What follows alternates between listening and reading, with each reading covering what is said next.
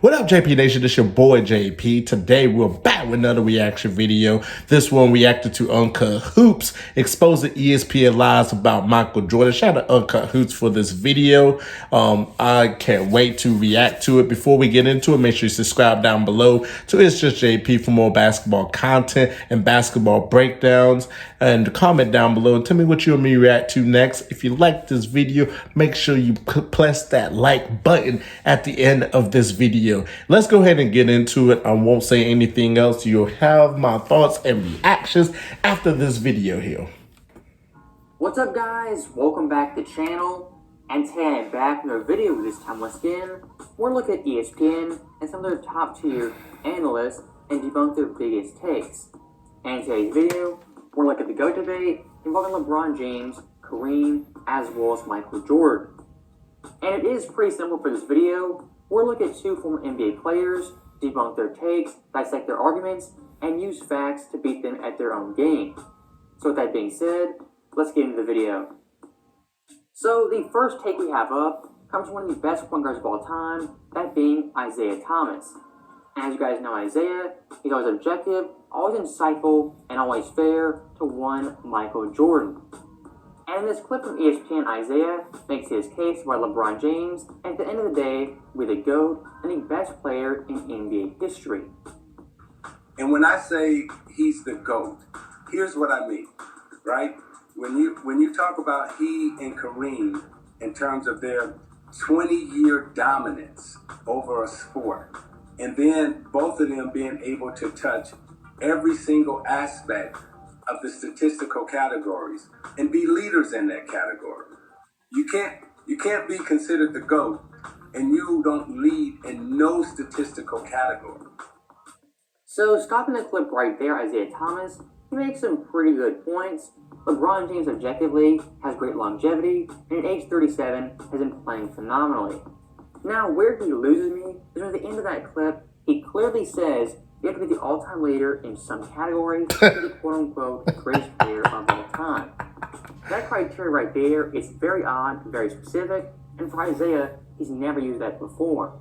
And to point out how bad that criteria is and how misleading it can be, let's do a quick comparison of two players who are Hall of Fame point guards. On your left, you have one player when it comes to total stats, leads in points, assists, steals, field goals made, as well as three-pointers made.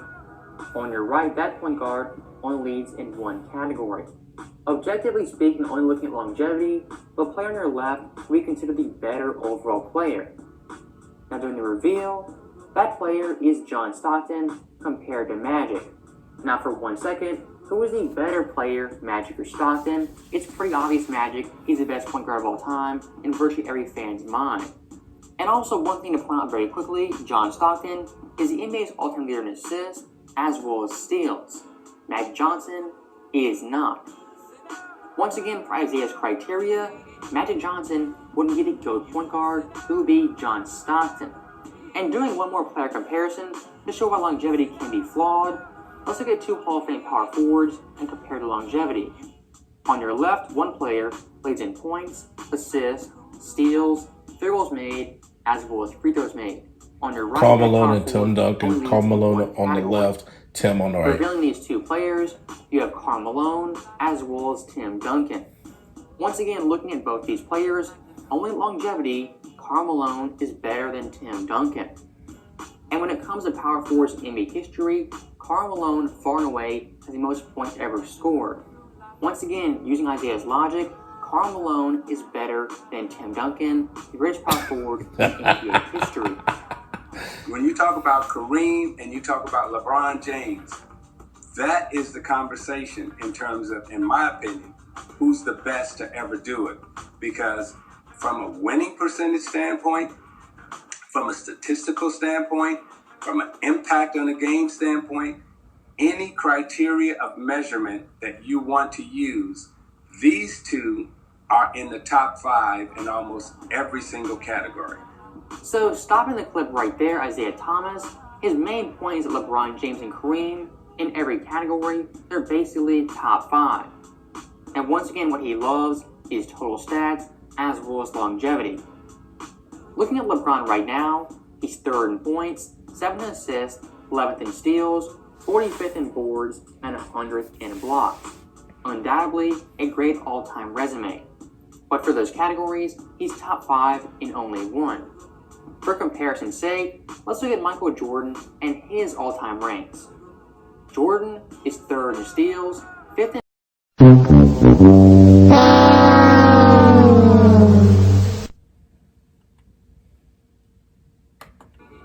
But unlike LeBron James, Michael Jordan is top 5 in 2 all-time categories. Am I saying Jordan has better longevity? Definitely not. But looking at both those players, LeBron James only top 5 in one category compared to Jordan, who's top 5 in 2, which once again shows that label being top 5 is no real criteria, it's subjective, and it makes no real sense in the overall GOAT debate. Now, once again, talking about longevity, in my personal view, it's not how you gauge how good a player was at the best in their NBA careers. What I do, I look at their peak as well as their overall prime. And for Michael Jordan, I would say that's from 86 to 93. Looking at his playoff stats, they're simply phenomenal. Averaging 34.9 points a game, 6.7 boards, 6.6 assists, 2.3 steals, 1.0 blocks, on impressive 50, 36, and 84 splits. Looking at that right there, that's how you gauge how good a player was at their best. Not longevity or total stats. And I won't go too in-depth with it, but looking at Jordan's accolades, he won 3 championships, 3 MVPs, 3 Finals MVPs, is 7-time scoring champion, 6-time All-Defensive, and 3-time steals leader. And when it came to total stat playoff ranks as an all-around player, he was 1st in points, 1st in steals, 4th in assists, 9th in blocks, and 10th in rebounds. Okay, I will ask you this question. Do you have LeBron over Kareem Abdul-Jabbar? Not until he passes him in the scoring title, but as an all-around player, yes. And by the time that LeBron James is finished, see, we're measuring LeBron James now, and he's still in his basketball playing career. but we can safely say that by the time he's done playing, he may have passed Kareem. When he passes Kareem in scoring, you have to anoint him as the GOAT. So stopping the clip right there, once again, Isaiah Thomas is obsessed with total stats as well as longevity. And once again, for the overall GOAT argument, there's many facets involved. How good were you in your peak, at your prime, your accolades, your championships, your hardware, all that takes into account, not just longevity. Because I will say LeBron James has the best longevity in NBA history. And him passing Kareem in scoring, it will be amazing and an all-time great feat. But when it comes to the overall GOAT debate, he still has work to do when it comes to catching Michael Jordan. And for a quick comparison, let's use LeBron's former teammate, that being Dwayne Wade. In D-Wade's career, he's a 1-time Finals MVP, a 1-time scoring champ, 3-time All-Defensive, and a 3-time NBA champion. In my view, D-Wade, at worst, is top 25 all-time and a surefire Hall of Famer. Now right here, you have the gap in accolades and accomplishments between Jordan and LeBron James. 1 MVP, 1 Defensive Player of the Year, 2 Finals MVPs, 3 All-Defensive teams, 2 championships, and 9 scoring titles.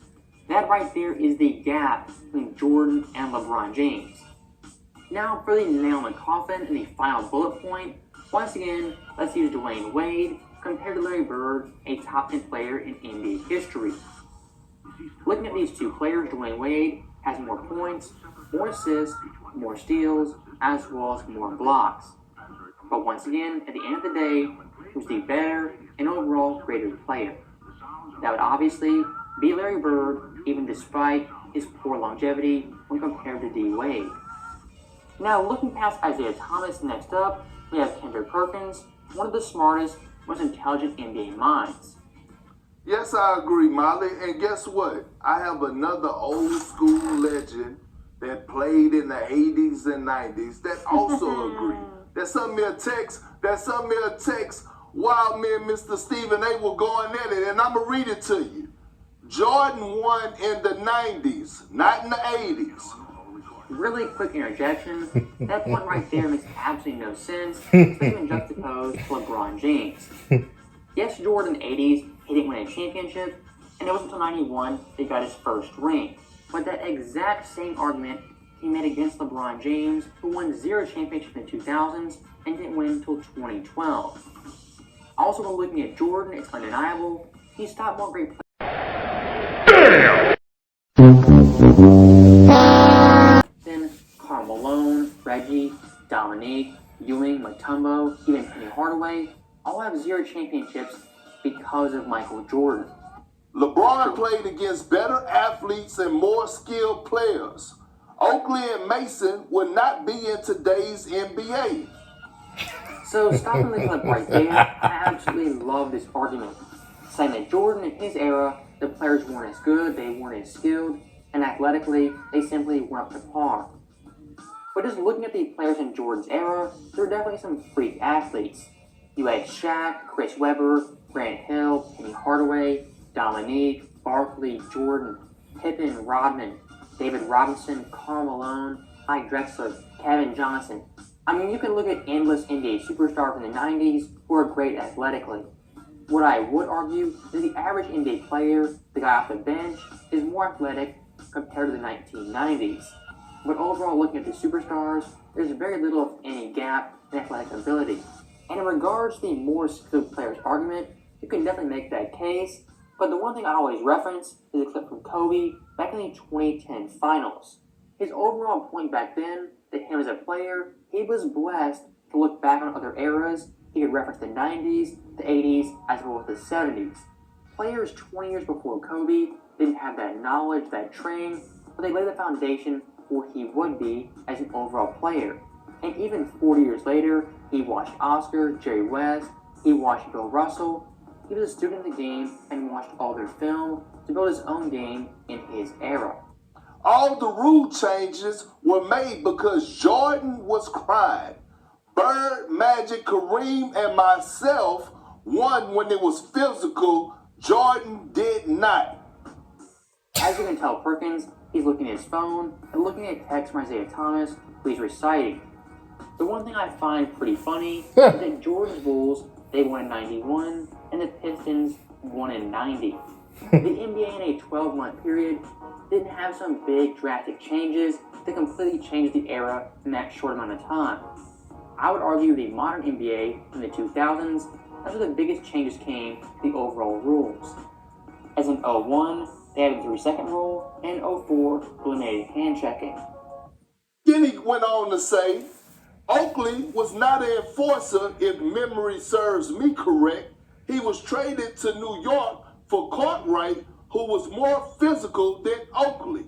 Last point, Jordan was guarded by a 6'3" Joe Dumars and a 6'2" Hornacek. And I'm going to leave it at that. Now, once again, for NBA fans, we're all taught, respect all eras. But of course, Perkins in that clip tries to downplay Jordan's competition and the players that guarded him. Now, of course, we know NBA history in Jordan's eras, the defense was great in the 80s as well as the 90s. You had Michael Cooper, Mo Cheeks, Dennis Johnson, Rodman guarded him, Dumars guarded him, Alvin Robertson, Derek Harper, Sidney Moncrief, The Glove, Mookie Blaylock, even Nate McMillan. In addition to that, the 90s were stacked at the center position in the big man spot. When you went in the paint, it was loaded, and there were no easy buckets. You had Mutombo, Mourning, Mark Eaton, Buck Williams, Hakeem, David Robinson, countless centers who were athletic and great defensive players. When it comes to the top 25 greatest players of all time, LeBron James played against more than Michael Jordan. He played a lot. He played against guys like Kobe. Talent-wise, Tim Duncan, Kevin Garnett, Dirk Nowitzki. Like, the list goes on, Stephen A. So that is Perkins' last overall point, which once again makes 0 sense. He beat more 60-win teams, more 55-win teams, as well as more 50-win teams. And I would argue his eras had more players who were top 25 all time. You had Magic, Bird, Kareem, McHale, Isaiah, Barkley, Malone, Shaq, Hakeem, even David Robinson. You can even say Clyde Drexler, John Stockton, Maybe Gary Payton. I mean, at the worst, they're top 50, but once again, they're some all-time great players. And funny enough, referencing that clip, he references Kobe, Dirk, Tim Duncan, as well as Kevin Garnett. When it comes to LeBron's overall record in the playoffs versus those players, he's 4-5, below 500. He never played Kobe, he lost to Dirk once, lost to Duncan twice, and Garnett also twice. And once again in LeBron's era, he stopped very few any players from winning championships. Giannis got a ring, Kawhi has rings, KD has rings, Steph has rings, Duncan got rings, Wade got rings, Dirk got a ring, Kobe won, Paul Pierce and KG won. I mean, looking at LeBron's career and his overall era, players in his era definitely won championships, and they got theirs on his watch. So that right there is the end of the video. That was the final conclusion to exposing ESPN and their bad Michael Jordan and GOAT debate takes.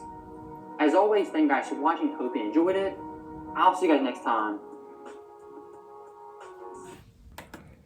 All right, that brings us to the end of the video. My thoughts about this video, I think that he could have done better in terms of bringing in people that actually do ESPN every day, like, you know, Stephen A. Smith with his takes, or, you know, a guy like Jay Williams, you know. I mean, you did Kendrick Perkins, but he only focused on like two people, and that was Isaiah Thomas and Kendrick Perkins, who are like, you know, on the same team, you know, in terms of like LeBron being the greatest of all time. Isaiah it just felt like Isaiah was just going more in terms of like he going for like the stats more than the accolades and everything. But, you know, he did say himself that rings do matter.